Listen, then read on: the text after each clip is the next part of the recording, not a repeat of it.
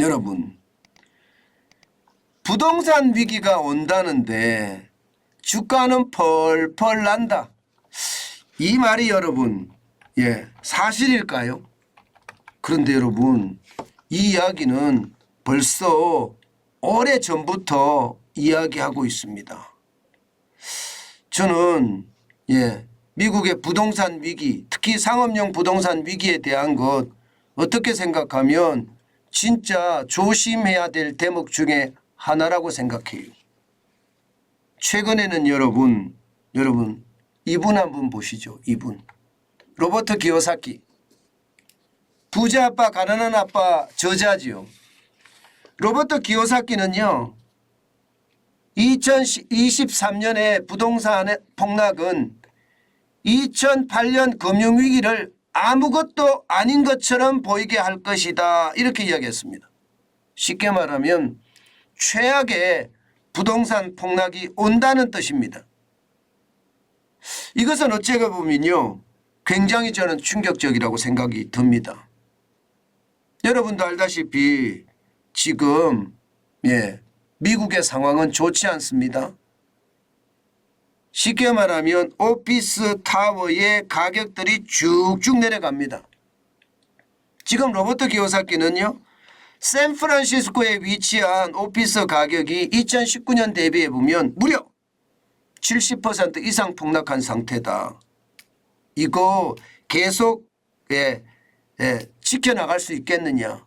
부동산 개발업자도 마찬가지, 부동산 자산관리회사도 은행에서 돈을 빌렸을 텐데 이렇게 계속 가격이 떨어지고 그리고 충격이 온다면 버텨낼 수 있겠느냐. 게다가 말입니다. 공실률이 장난이 아닙니다. 공실률은 지역에 따라서 좀 틀리기는 하지만요 대부분이 오피스 빌딩의 공실률은 17%를 넘어서고요.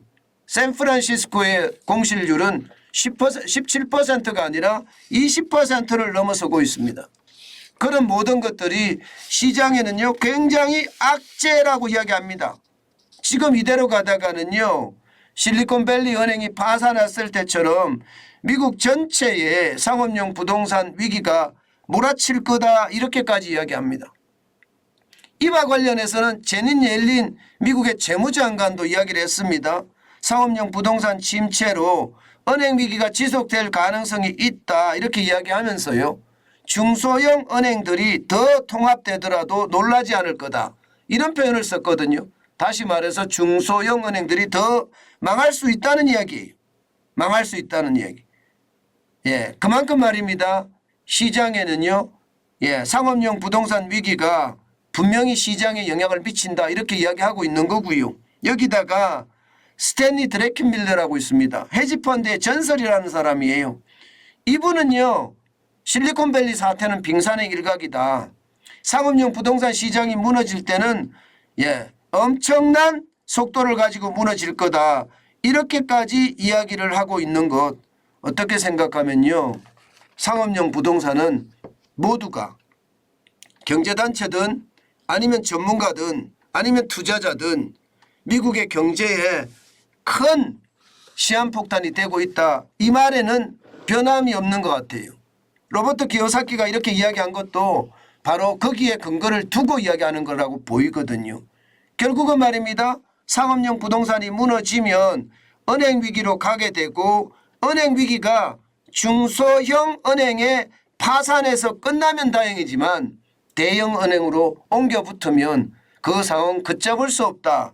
이게 로버트 기요사키의 핵심적인 이야기입니다. 글로벌 금융위기 때보다 더 심각하다고 이야기하는 것은 그만큼 충격이 크다는 이야기이기도 하고요.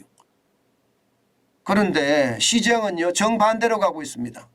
여러분 시장은 보면 말입니다. 나스닥 종합지수는요 올라가요. 이틀 연속 올라갔습니다. 물론 많이 올라가지는 않았지만 0.16이 올랐어요. 20.62가 상승을 해서 13,259.14로 마감했고요. 심지어 S&P 500 지수는요 이거 4,300에 거의 근접했습니다. 4,300에 0.11%가 올랐고요. 4.93이 올라서 4,298.86을 기록했습니다. 예. S&P 500 지수가 4,300을 지금 거의 근접하면서 시장에서는 어떤 이야기까지 나오나 하면요. 야, 어느새 상승세 장에 근접했다. 이제는 대세 상승세다. 뭐 이런 이야기까지도 나오고 있거든요. 여기에 대형주 중심의 S&P 500 지수가 이렇게 올라가니 아마 그런 이야기들은 신뢰성을 더 얻어가고 있는 것 같습니다. 게다가 말입니다. 블루칩 중심의 다우산업 지수도 0.13 많이는 안 올랐지만 이틀 연속 또 올랐습니다. 43.17이 올라서 33,876.78을 기록하고 있습니다. 전체적으로는 지금 다우산업도 그렇고요. S&P 500 대형주 중심의 S&P 500도 그렇고요. 나스닥 종합 기술주 중심의 나스닥 종합도 그렇고요. 전부 다 이틀 연속 계속 올라가는 거잖아요. 이것을 보면서요. 시장에서는요. 야, 저게 도대체 어떻게 가려고 저렇게 가느냐 이렇게 얘기하시는 분들도 굉장히 많습니다. 그만큼 말입니다. 시장은요. 지금 실물 경제하고는 좀 다르게 움직이는 듯 보입니다. 제가 늘 말씀을 드렸지만 유동성이 워낙 높으니까 유동성 장세가 많이 이루어지고 있다. 이 말이 틀린 말이 아닌 거죠. 그죠? 틀린 말이 아닌 겁니다. 결국은 실물하고 상관없이 시장은 유동성 장세로 계속 끌려간다. 저는 저런 게 굉장히 위험하게 느껴지거든요.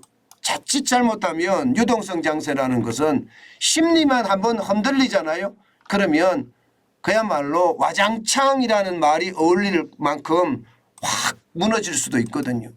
저는 그래서 조심해야 된다고 생각해요. 그래서 진짜 조심해야 된다고 생각합니다. 시장의 위험이 저는 굉장히 높고요.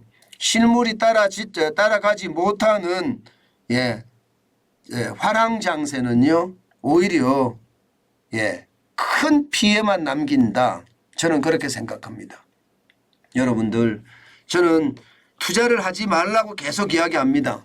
지금은 그냥 저축만 하고 오히려 현금을 쌓아가는 것이 맞다. 저는 그렇게 이야기합니다. 그게 현재까지의 시장인 것 같습니다. 뭐 전업 투자자들이나 투자를 잘하시는 분들은 어쩔 수 없이 투자를 하시겠죠. 그러나 저처럼 말입니다. 생업을 열심히 살아가면서 저축하시는 분들은 그냥 생업을 열심히 살아가면서요. 현금을 쌓아가는 것 이거 굉장히 중요합니다. 현금 쌓아가는 것이 결국은요. 위기 때 내가 부자가 될 수 있는 지름길이기 때문에 항상 말입니다. 항상 현금을 쌓고 또 쌓아야 되는 거 잊지 마시고요. 뭐 엔화로 쌓든 달러로 쌓든 그것도 상관없습니다. 요즘 같을 때는 엔화로 쌓으면 또 엔달러 환율이 올라서 더 돈을 벌 수도 있는 그런 기회가 생기겠죠. 저는 여러분들에게 현금을 쌓으라는 이야기만 계속하고 있습니다.